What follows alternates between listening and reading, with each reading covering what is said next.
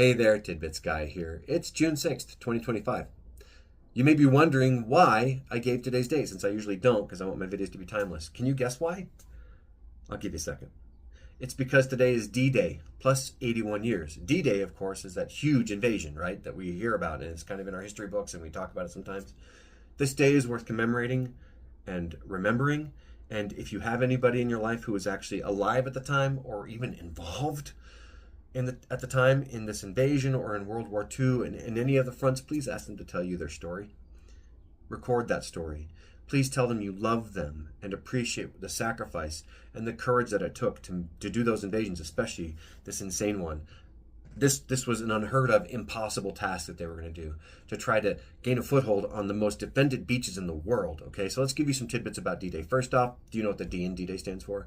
It most likely, there's a lot of theories, okay, a lot of arguments, but it most likely just stands for day because military planning, you don't know when the operation is going to start. You just call it D, or for day, so it's D-Day. In any case, here's some other fun tidbits. So it's the largest military operation in history. It combined naval, air, and land.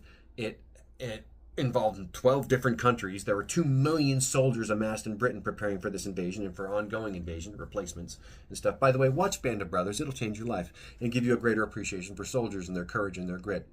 In any case, back to the tidbits. So 150,000 plus soldiers landed. There were about 16 to 17,000 soldiers who jumped out of airplanes, most of them with parachutes. Some of them, about 3,000 plus or so, on gliders.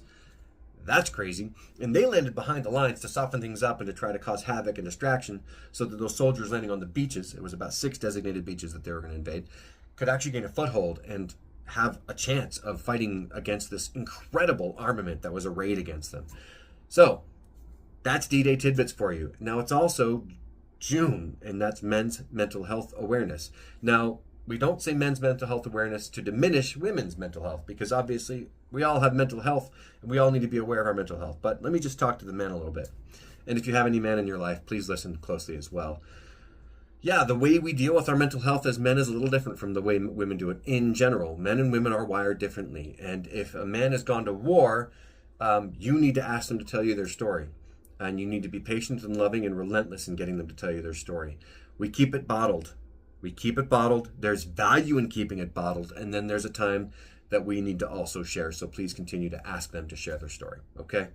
Men, anybody really, but men specifically for this month, you belong here. You need to stay here. You are better off here. You're not an undue burden on anybody's life. Okay? People love you. They value you, and they will be less without you. Stick around. Thanks for tuning in, and I'll see you next time.